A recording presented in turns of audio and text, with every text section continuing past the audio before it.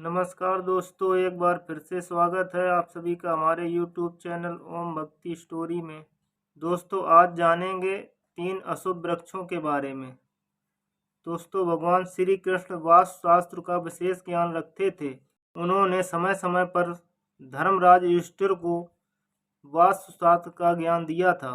यह ज्ञान समस्त मानव जात के लिए अत्यंत महत्वपूर्ण और कल्याणकारी है। श्री कृष्ण ने 2 ऐसे पेड़ पौधों के बारे में बताया है जिनका भवन की सीमा में होना दुख एवं दरिद्रता लेकर आता है। ये वृक्ष घर के सामने होने से घर में निवास करने वाले लोगों की कभी उन्नति नहीं होती है। उन्हें हमेशा निराश और पराजय का सामना करना पड़ता है। दोस्तों, वास्तु शास्त्र के अनुसार वृक्ष तथा पौधे हमारे भवन की सुंदरता को बढ़ाते अवश्य हैं, साथ ही वातावरण और शुद्ध रखते हैं। वृक्षों से सकारात्मक ऊर्जा का संचार होता है, जो हमारे जीवन के लिए अत्यंत आवश्यक होती है। वृक्ष नकारात्मकता को कम करके वातावरण को अधिक सकारात्मक बनाने का काम करते हैं।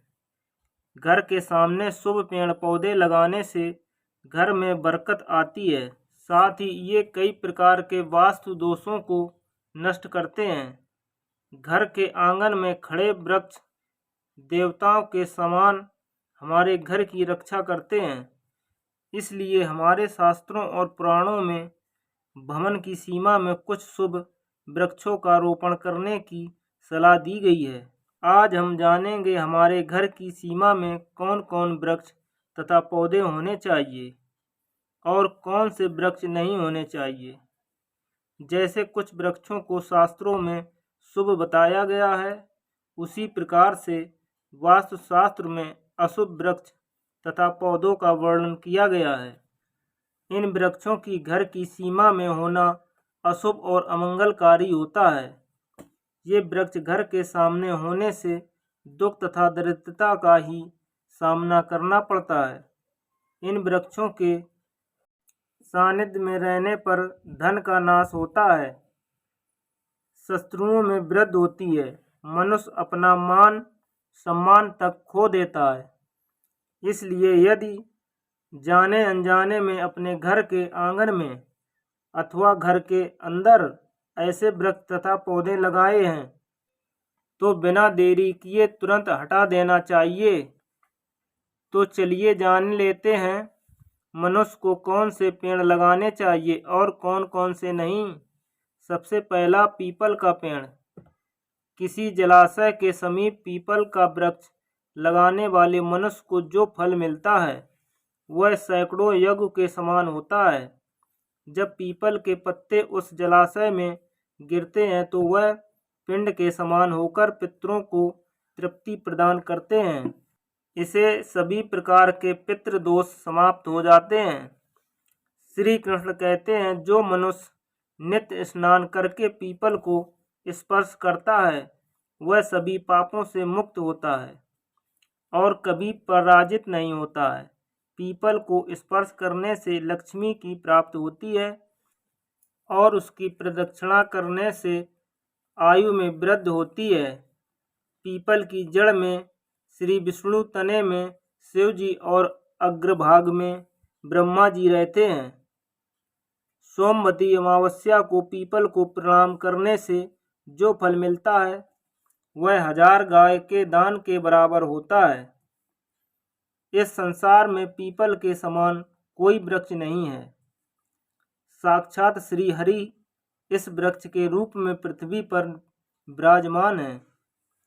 पीपल के वृक्ष को चोट पहुंचाना अथवा टहनी को तोड़ना महापाप माना गया है। ऐसा करने से मनुष्य एक कल तक नरक में रहता है और पीपल को जो जड़ से काटता है कभी नरक में उद्धार नहीं होता है। दूसरा है आंवले का वृक्ष। श्री कृष्ण कहते हैं, आंवले का फल समस्त लोकों में प्रसिद्ध और परम पवित्र है। आंवले को लगाने से स्त्री और पुरुष जन्म और मृत्यु के बंधन से मुक्त हो जाते हैं। यह पवित्र फल भगवान विष्णु को अत्यंत प्रसन्न करने वाला एवं शुभ माना गया है। इसको खाने से सभी पापों से मुक्ति मिलती है। आंवला खाने से आयु बढ़ती है।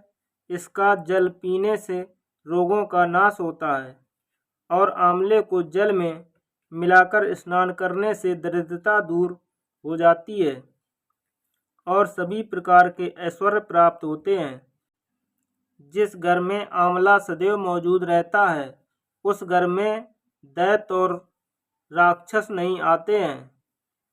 एकादशी के दिन अगर आंवला मिल जाए तो संसार के समस्त तीर्थों का फल प्राप्त होता है। अपने गैस में आंवला लगाने वाला फिर से मृतलोक पर जन्म नहीं लेता है।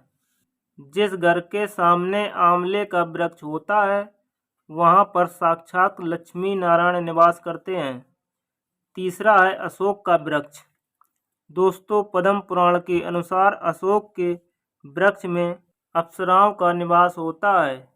यह वृक्ष शोक का नाश करने वाला तथा निराश को समाप्त करने वाला होता है। इस वृक्ष को घर के पास लगाने से घर में सुख शांति बनी रहती है। अशोक का वृक्ष शीतलता और यौवन प्रदान करने वाला होता है।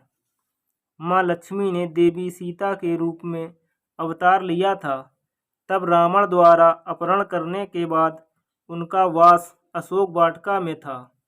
अशोक के वृक्ष ने माँ सीता की बहुत सेवा की थी। इसीलिए माँ सीता ने अशोक वृक्ष को यह वरदान दिया था कि जिस स्थान पर यह वृक्ष होगा वहाँ पर उनका सदैव ही निवास होगा। चौथा है पाकड़ का वृक्ष। पद्म पुराण के अनुसार प्रत्येक मनुष्य को पाकड़ का वृक्ष अवश्य लगाना चाहिए। यह वृक्ष लगाने से जो फल मिलता है वह महायज्ञ के समान होता है। कलयुग में मनुष्य यज्ञ नहीं कर पाएंगे, इसलिए उन्हें एक पाकड़ का वृक्ष अवश्य लगाना चाहिए। पांचवा है नीम का वृक्ष। पद्म पुराण के अनुसार नीम का वृक्ष लगाने से सूर्यदेव प्रसन्न होते हैं।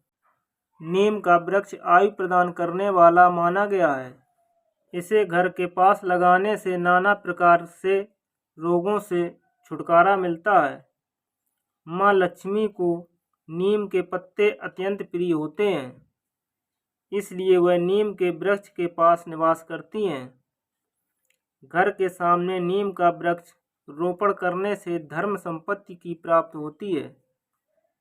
छठवां है जामुन का वृक्ष। यदि कोई मनुष्य कन्या प्राप्त की कामना करता है तो उसे जामुन का वृक्ष अवश्य लगाना चाहिए। पद्म पुराण के अनुसार जिस मनुष्य के घर के सामने जामुन का वृक्ष होता है उसके घर में कन्या का जन्म होता है, जो कुल का गौरव बढ़ाती हैं। सातवां है बेल का वृक्ष। पद्म पुराण के अनुसार बेल के वृक्ष में भगवान शिव और गुलाब में देवी का निवास है।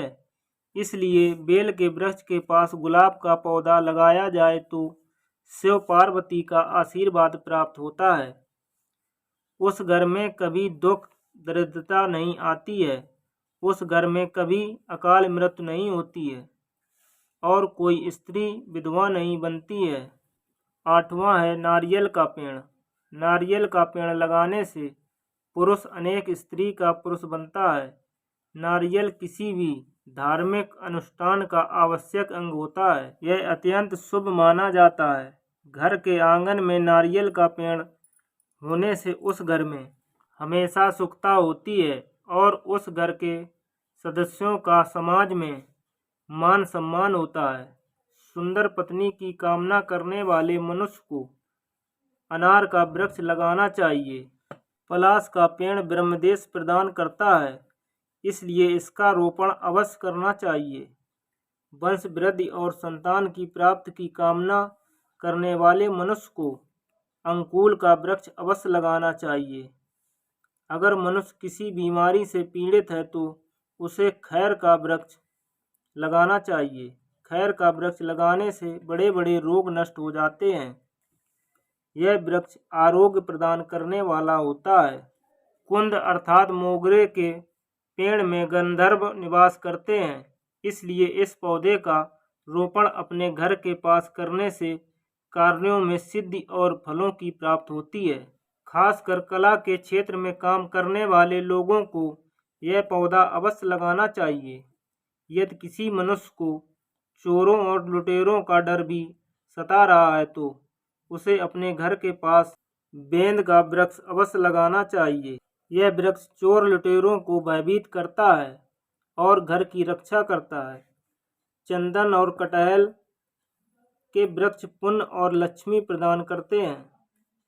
इन वृक्षों का रोपण करने से दुख दरिद्रता समाप्त हो जाती है।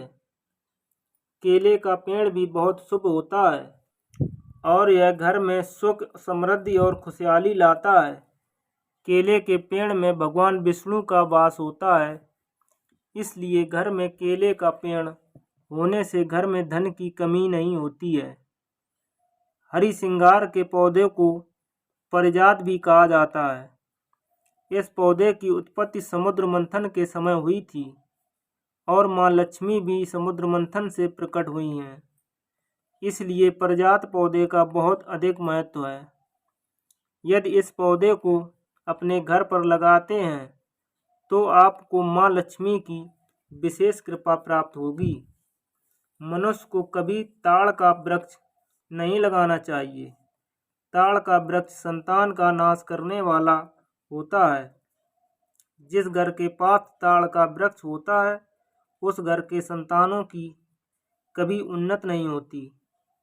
मनुष्य को कभी भी अपने घर के पास बहेड़े का वृक्ष नहीं लगाना चाहिए। इस वृक्ष पर प्रेतों का वास होता है। जो मनुष्य बहेड़े का वृक्ष लगाता है वह प्रेत बन जाता है। इसके नीचे बैठकर कभी भी पूजा पाठ नहीं करना चाहिए। सुंदर पत्नी की कामना करने वाले पुरुष को दाख का पेड़ लगाना चाहिए। अगर किसी मनुष्य को शत्रुओं का भय रहता है तो उसे केवड़े का वृक्ष लगाना चाहिए। यह शत्रुओं का नाश करने वाला होता है। तो दोस्तों, इस प्रकार से शास्त्रों में इन पेड़ पौधों के बारे में बताया गया है। दोस्तों, उम्मीद करते हैं आज की जानकारी आपको पसंद आई होगी। तो वीडियो को लाइक करके हमारे चैनल ओम भक्ति स्टोरी को सब्सक्राइब करना ना भूलें। धन्यवाद।